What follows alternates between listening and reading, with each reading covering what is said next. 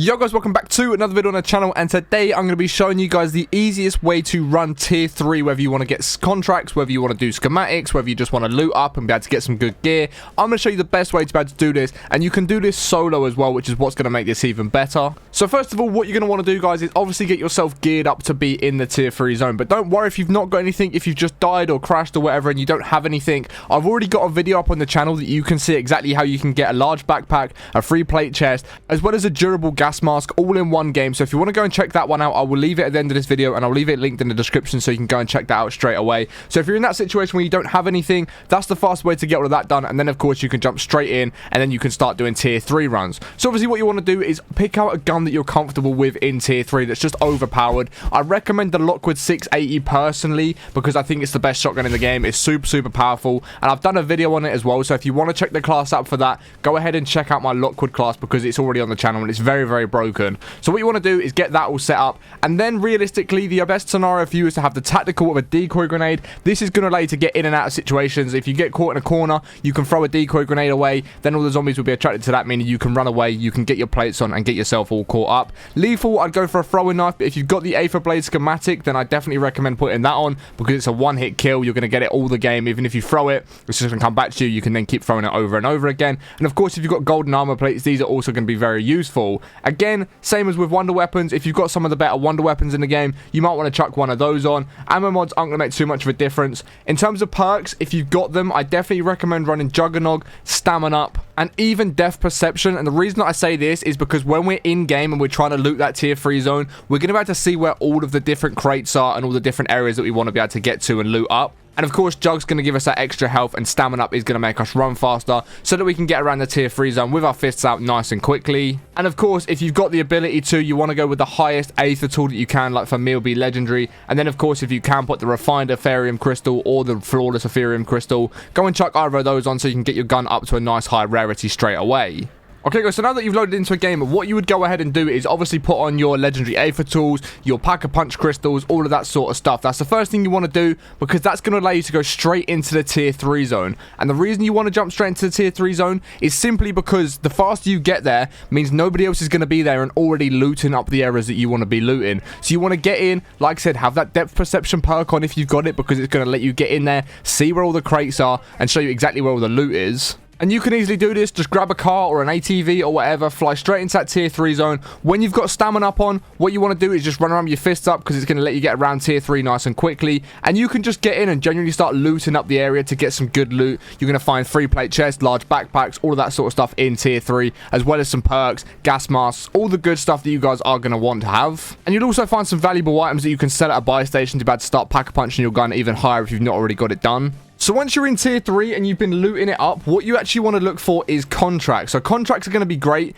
and what you do with these contracts is up to you. You can do whatever contracts you want. I highly recommend that you don't do escort. So if you see an escort contract, you can start it and just cancel it straight away, and what this is going to do is going to refresh the contracts that are going to spawn in. So you might get something like a deliver cargo contract spawning, which is great for tier 3. Very easy to do. You don't need any guns. You can literally do it without any good guns. You just jump in, drive the vehicle, deliver it, and then you can just get the rewards out of the rift like that. And if you guys want to do bounties, outlast contracts, you can do those, but like I said, if there's a contract that you don't want to do, you can simply start it and then cancel it, and it's going to spawn a whole bunch of new ones in. Okay, so now you're in the tier 3 zone, you're doing a bit of looting, you're starting to get some gear together, and of course you've already got your tools that you've spawned in with, you've got your perks, all of that sort of stuff. You're in a good position to really just start grinding tier 3 now. And as we just spoke about, the contracts that you want to do, they're very easy to do, and of course if you've got a squad to do them with, it's going to make it even easier. So from completing these contracts, you're going to get good rewards. So you're going to start getting some schematics from the rewards. So if you've not already got all the schematics, this is a great way to start getting schematics from the tier 3 section.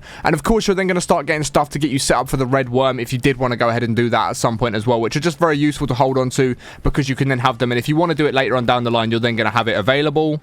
So the main benefits of really grinding tier 3 are, of course, as I just mentioned, getting those schematics that you might not already have. You've got a whole bunch of schematics that you're going to be able to get. You'll be able to see on screen right now what schematics there is that you can get for completing the tier 3 contracts. So you've got a whole bunch of different ones you can actually go ahead and unlock and just get from doing the contracts. You're going to get them out of the reward rifts for completing contracts. None of these are guaranteed to be got out of any sort of contract. It's just completely random and RNG on when they're going to drop. So there's no specific way of getting those schematics. They are just going to spawn in at random times when you complete different contracts. So this is great for obviously getting ready for the end game. It's also going to get you set up for if you can't trying to complete all your acts up to Act 4 when you've got to go and kill the red worm. It's going to get you set up nicely for that sort of stuff. And then the other great reason to grind tier 3, like I said, you can run around, you can loot, you can get a whole bunch of different loot. You're going to find some perks if you've not already bought them all. You're going to find a bunch of items that are worth something for cash that you can then go ahead and buy perks. You can pack a punch your gun up more if you've not already got up to higher tier. So you can get lucky, run around, find legendary A for tools, rare A for tools, all of that sort of stuff. So you can find all of that, and then you can obviously stow it, and then you can go into your next game with that already equipped, ready to go if you've not already got the schematics for it.